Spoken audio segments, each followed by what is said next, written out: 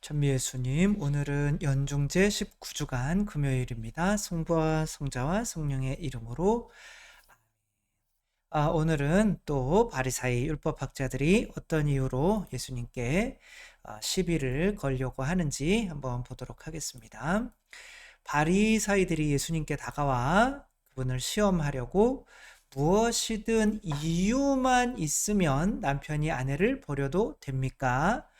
이렇게 묻죠. 이게 중요한 게 무엇이든 이유만 있으면, 합리화만 할 수 있으면, 이게 나중에 이제 핑계가 되는 거죠. 너희는 읽어보지 않았냐? 창조주께서 처음부터 그들을 남자와 여자로 만드시고, 남자는 아버지와 어머니를 떠나 아내와 결합하여 둘이 한 몸이 될 것이다. 그러니까 이제 그들은 둘이 아니라 한 몸이다. 그래서 하느님께서 맺어주신 것을 사람이 갈라놓아서는 안 된다. 이렇게 말씀을 하시죠. 그러니까 이제 그들이 그러면 어찌 모세는 이혼장을 써주고 아내를 버려라 라고 명령하였습니까? 어떤 이유가 있다면 아내를 버려도 된다 라고 이제 모세법에는 그런 거죠.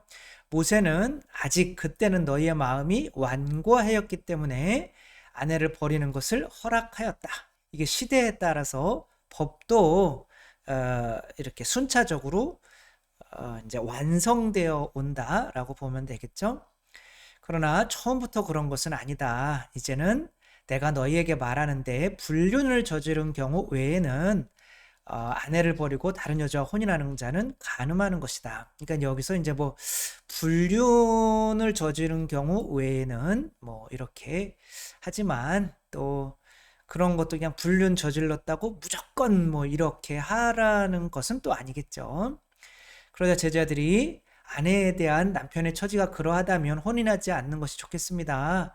라고 했지만 모든 사람이 이 말을 받아들일 수 있는 것은 아니다. 허락된 이들만 이게 이제 하느님께서 그 사람에게 그렇게 살아라 하고 처음부터 고자로 태어난 이들이 있고 혼인을 못할 상태로 태어난 이들이 있고 사람들의 손에 의해서 뭐 내시들처럼 고자가 된 이들도 있고 또 스스로 고자가 된 이들도 있다. 이제 사제들을 의미하는 거죠.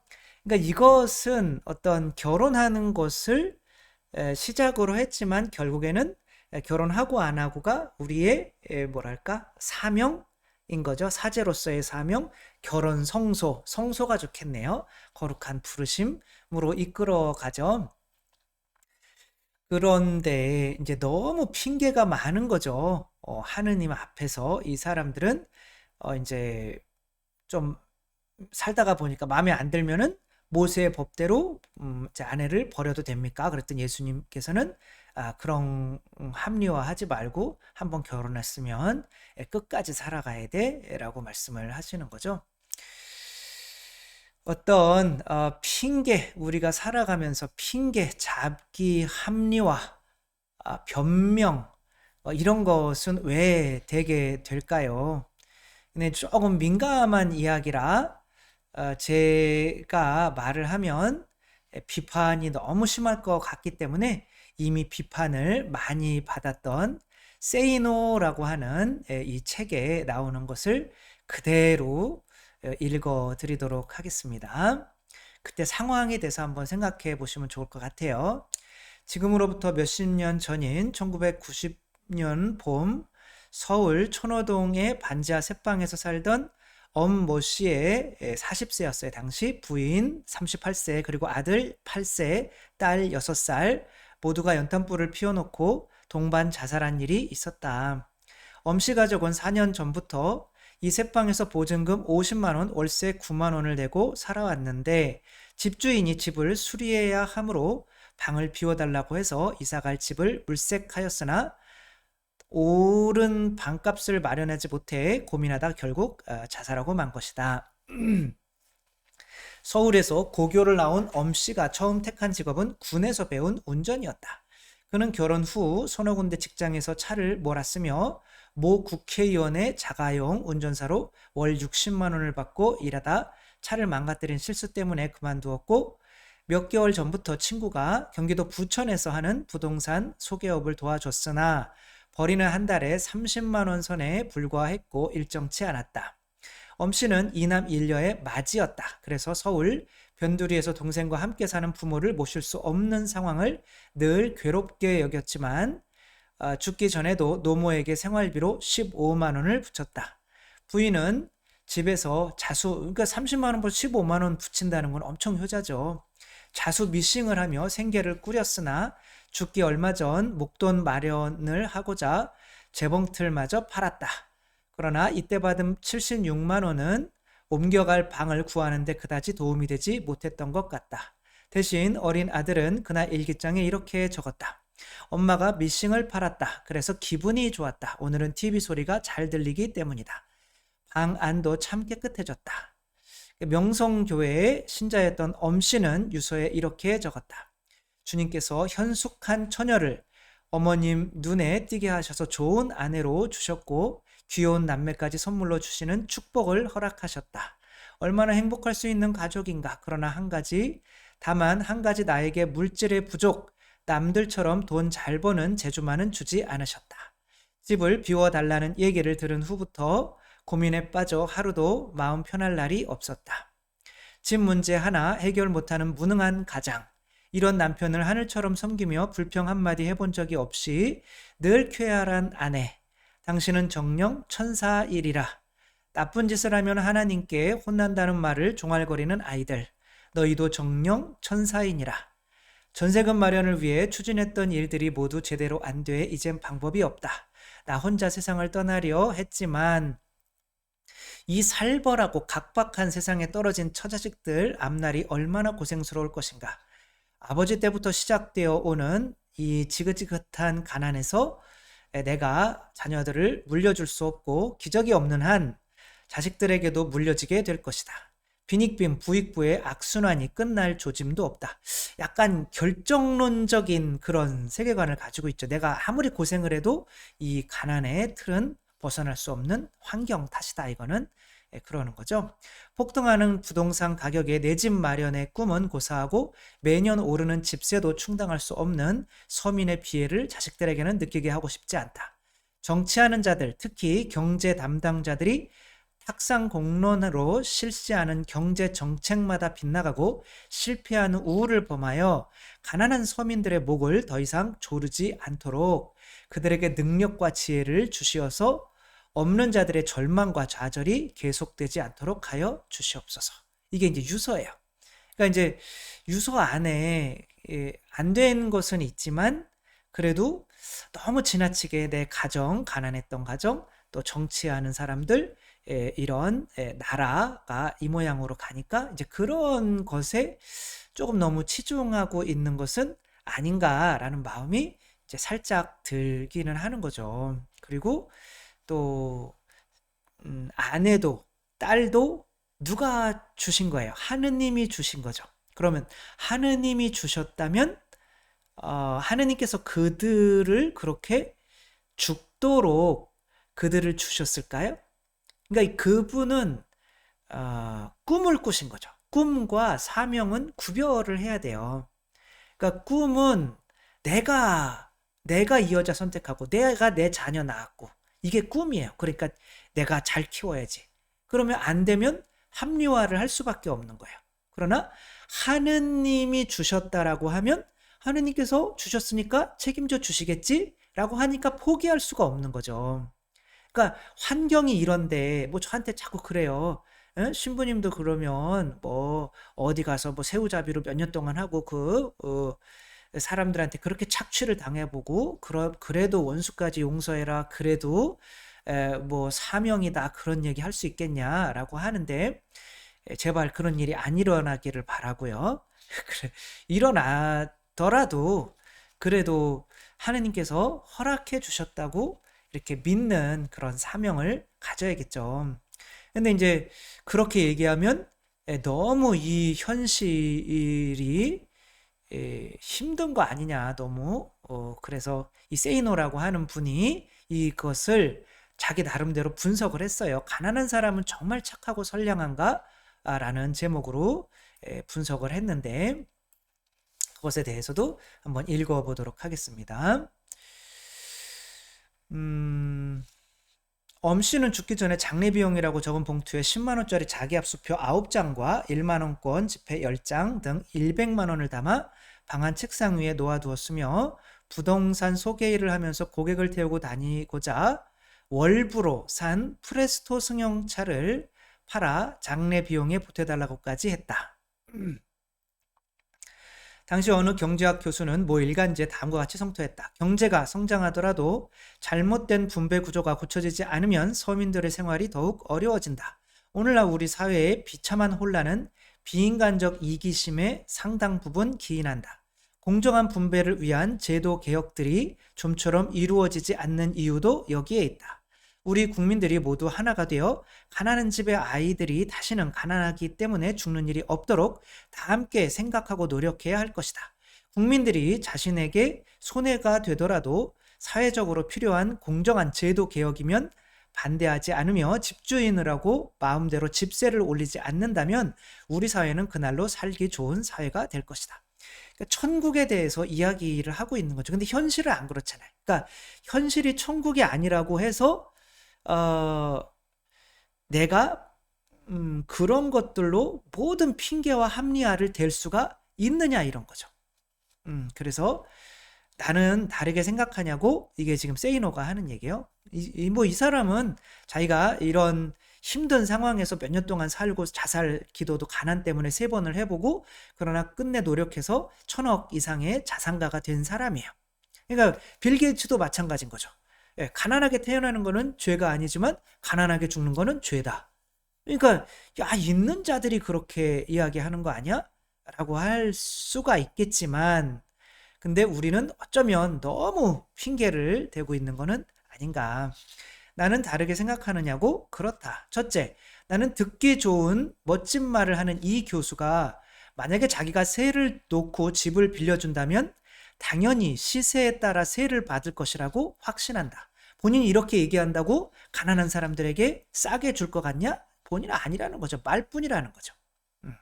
둘째, 집주인들이 마음대로 집세를 올리지 못하게 되면 뭐 저는 이걸 잘 이해를 못하지만 가난한 사람들이 살기 좋은 나라가 된다는 것은 망상에 지나지 않는다. 그렇게 되면 아무도 임대주택을 구입하려고 하지 않기에 셋집의 수는 대폭 줄게 되고 세를 놓을 필요가 없잖아요. 돈을 못 벌으니까. 그러면 임대 가격은 대폭 올라 버리게 된다. 가난한 사람들이 더더욱 살기 힘들어지게 된다는 말이다. 그러니까 이제 더 오른다는 거죠. 뭐 잘 모르겠어요. 이것은 상가 임대차 보호법이 시행되는 과정에서 증명된 바가 있대요.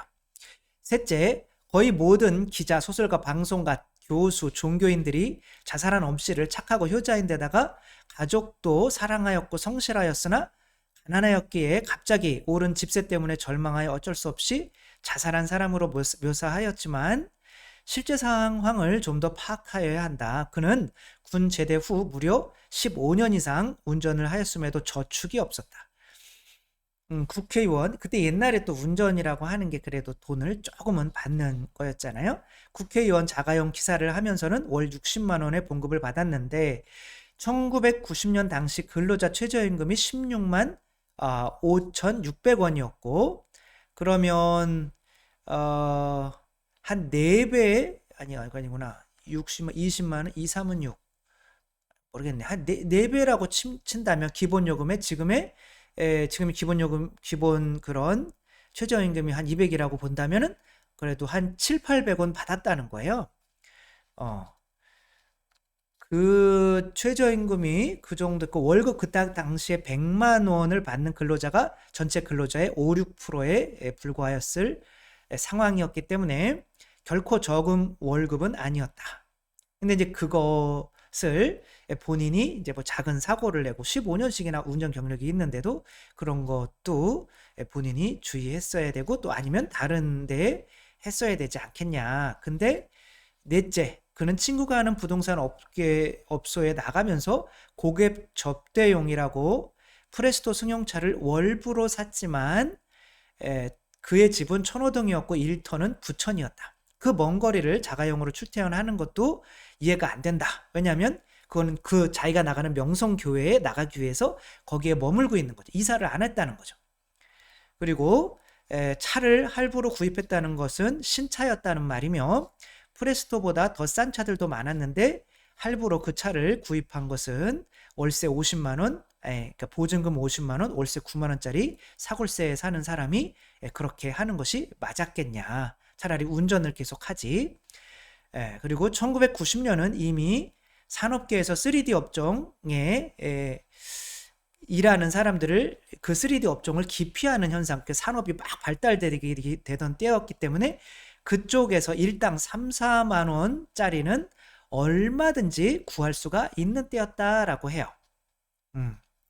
그러니까 어디 일자리에서 3, 4만 원이면 한 달에 그래도 뭐 7, 80만 원, 100만 원 정도까지도 할 수 있는 일자리는 그게 이제 공장에서 일을 하는 거겠죠. 그러나 그런 거는 있었다라고 하는 거죠. 그러니까 천호동이라고 하는 그런 곳에서 또 머물러 있으면서 살 방도를 찾다가 보니까 그렇게 된 거죠. 능력과 지혜가 필요했던 사람은 우선은 그 자신이었다. 아버지 때부터 시작된 가난이 자신에게 물려진 원인은 그의 소비 생활과 일하는 태도 때문이지 피할 수 없는 유전인자를 물려받았기 때문은 아니었다는 말이다. 좀 신랄하죠, 그렇죠? 때문에 나는 그를 착하고 선량한 사람으로 여기기보다는 자기 분수를 모르고 소비 생활을 제대로 통제하지 않으면서도 자기 자신은 열심히 살고 있다고 생각하며 스스로 절망을 초래한 사람이었을 가능성이 더 크다고 본다. 이제 돌아가신 분에 대해서 이렇게 이야기를 하는 것은 정말 욕먹을 치시고 신랄하게 이게 그러면 사회 제도는 정상이냐라고 하는 사람들에 의해서 이제 욕을 먹을 거기는 하지만 중요한 거는 핑계 대지 말자라고 하는 거죠. 나도 자살 3번씩이나 하려고 노력은 했지만 안 된 거죠. 그러나 핑계 안 대고 거기에서 노력을 했더니 1,000억이 벌어지더라. 그러니까 누구나가 부모 탓, 세상 탓, 정치인 탓 하면서 그 합리화로 자기가 이렇게 사는 것이 정당하다라고 이야기하지 말고, 그리고 결혼하고 또 자식도 낳고 이런 것을 내가 뭔가 꿈을 가지고 한다고 생각하면 안 되는 거죠. 여기서부터는 저의 얘기인 거죠. 이것은 하느님께서 맺어주신 거, 사명이란 말이에요. 사명. 그러니까 하느님께서 맺어주셨다면 암행어사를 파견하면 마패를 주잖아요.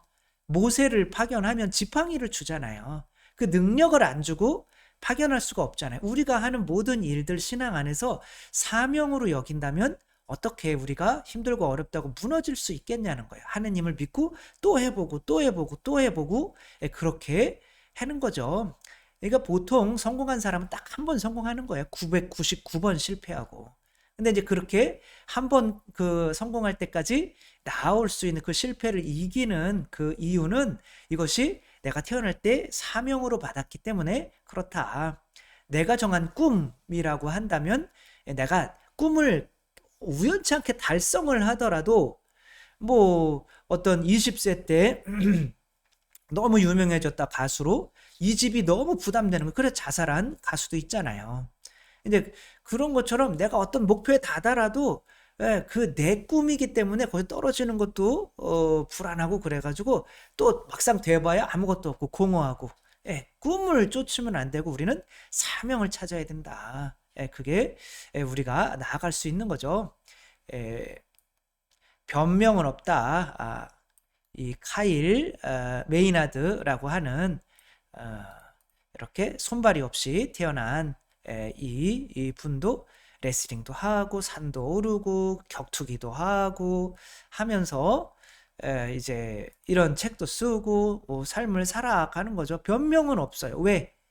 사명이니까. 이게 태어난 사명이니까. 이렇게 다리가 없이 태어나서 나는 왜 이렇게 태어났을까? 그런 죽을 생각도 많이 했지만 이 책을 읽고 자이언 클락이라고 하는 사람은 등에다가 변명은 없다라는 글을 새기고 내가 이렇게 태어난 거는 하느님의 나에게 주신 사명이다 라고 하고 올림픽도 나가고 뭐 이렇게 하는 사람이 되는 거죠. 자, 핑계를 대려면 한도 끝도 없죠. 정말 저도 이제 근래에 핑계를 대는 계속 핑계 달면서 도와달라 도와달라 이게 뭐 이번이 마지막이다 마지막이라고 한 게 한 30번 되는 것 같아요. 그런 핑계를 계속 이런 핑계 저런 핑계 그런 핑계에 관심이 없는데도 본인은 핑계를 대면 제가 그거를 이해할 줄 아나 봐요. 그러니까 그런 우리가 이제 핑계 대는 습관을 버려야 돼요. 그쵸? 그게 쉽지는 않아요. 자기 합리화하는 게. 이건 내가 자아를 이겨야만 하는 거죠. 그래서 우리 자신들 나에게 주어지는 일, 제가 사제로서 여러분들은 결혼한 사람으로서 또 여러분의 직업이나 또 이런 것들이 정말 하느님이 나에게 주신 사명인가 생각하며 사명이라는 확신이 들었을 때 그 일을 해나갈 때는 결코 핑계가 없고 물러섬이 없고 어디에서나 다 성공을 할 수가 있다라는 거 또 명심하며 우리가 꿈으로 사는 사람이 아닌 사명으로 사는 우리가 되었으면 좋겠습니다. 성부와 성자와 성령의 이름으로 아멘. 감사합니다. 사랑합니다.